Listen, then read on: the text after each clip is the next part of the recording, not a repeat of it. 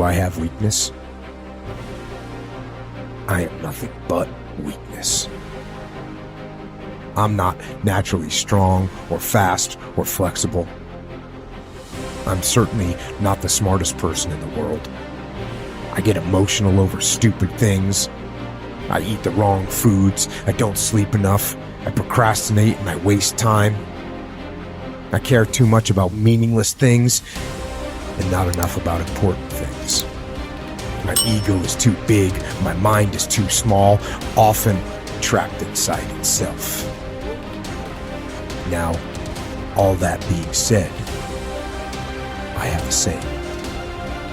A person's strength is often their biggest weakness, but their weaknesses can become strengths. Success, guys, a very, very lonely road, man. Along that road, you're not going to see too many friends.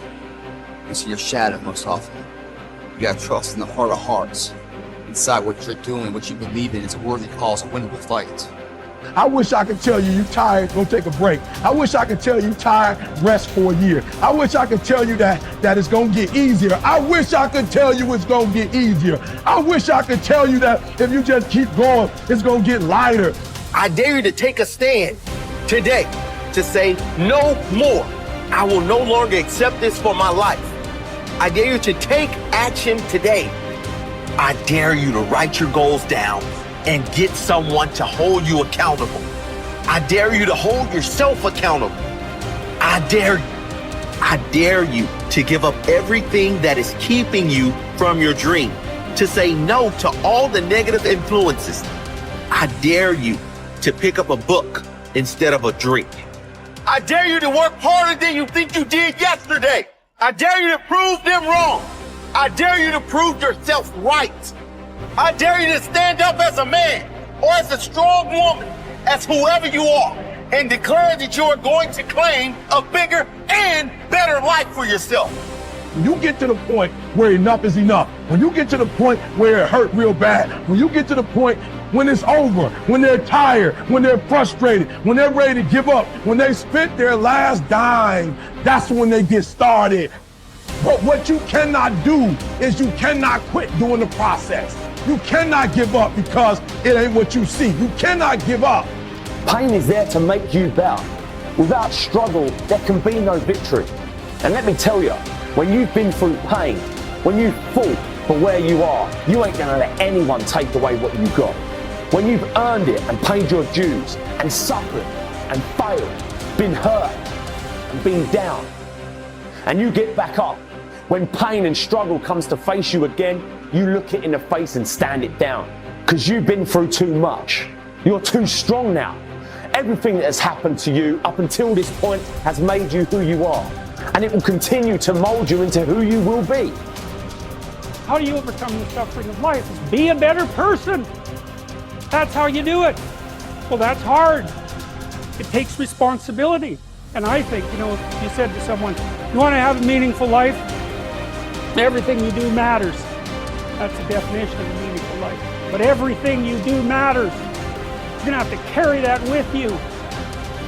Or do you want to just forget about the whole meaning thing and then you don't have any responsibility because who the hell cares? That you can wander through life doing whatever you want, gratifying impulsive desires for how useful that's going to be. And you're stuck in meaninglessness, but you don't have any responsibility. Which one do you want? Well, ask yourself, which one are you pursuing? And you'll find very rapidly that it isn't the majority of your soul that's pursuing the whole meaning thing, because, well, look what you have to do that. You have to take on the fact that life is suffering. You have to put yourself together in the face of that. It starts with yourself, man. You gotta start diving into those things that you're afraid of. You don't gain confidence by going to the spot that makes you feel good. It's gonna be a false reality.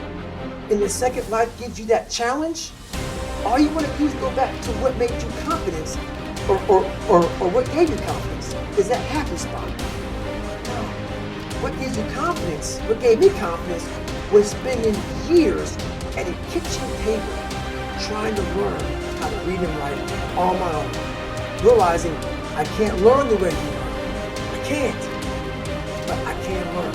What gives you confidence, not being afraid It's overcoming the fear.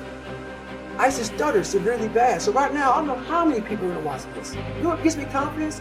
Is knowing I no longer care if I sit and start stuttering again. That's what gives me confidence, is facing these things, overcoming them. And maybe not overcoming them every day, but facing them. And facing them, facing them. Pretty soon like this, oh man, this is where it's at. It's not in that comfort zone. It's in the discomfort zone is where my confidence is getting built. That's where it's getting built. The people want they want an easier answer. There has to be an easier way.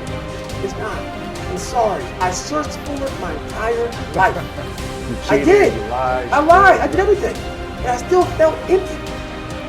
I walk around with a backpack with all my stuff with no car. And I walk around happiest person in the world. Have nothing. Happy as hell. It's because I found out the whole key to life. It's not in all that. Have to face yourself. So many people live to be 100 years old and they die miserable, having everything, because they never examine. I call it my live autopsy. You never examine this. Happiness, peace, enlightenment, it's all up here, man. It's all up here. And when I start talking like this, people are, man, I don't know. It's the truth, man. It's all up here. You just got to be willing to go and face it. And that's the hard part. Attitude is a reflection, a result of a person's will. It is incalculably powerful. It can bring about marvelous results for us, but we need to train it patiently, day by day. Now let's talk about the attitudes of people who are successful.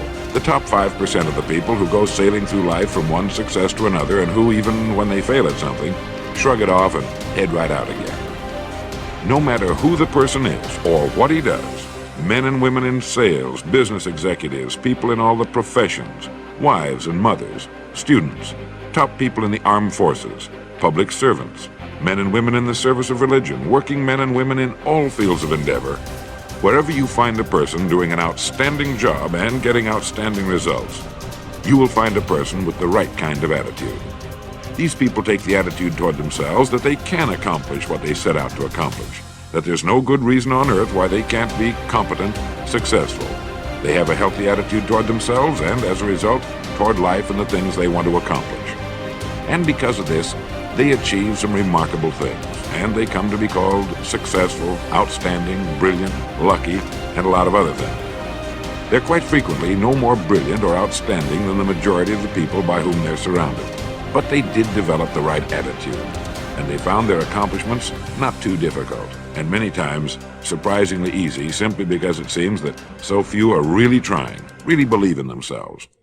Successful people come in all shapes and sizes and in widely varying degrees of intelligence, background, and so on. But they all have one thing in common. They expect more good out of life than bad. They expect to succeed more than they fail. If you want something worthwhile, take the attitude that there are a lot more reasons why you can have it than there are that you cannot, and set out to earn it. Go after it, work at it, ask for it, and 9 times out of 10, you'll get it. Our environment is really a mirror of our mental attitude. If we don't like our environment, we have to change our attitude first. Your ability and willingness to discipline yourself to accept personal responsibility for your life are essential to happiness, health, success, achievement, and personal leadership. Accepting responsibility is one of the hardest of all disciplines, but without it, no success is possible. The failure to accept responsibility and the attempt to foist responsibility for things in your life that make you unhappy onto other people, institutions, and situations completely distort cause and effect, undermine your character, weaken your resolve, and diminish your humanity. They lead to making endless excuses. There is a direct relationship between the acceptance of responsibility and the amount of personal control you feel you have over your life.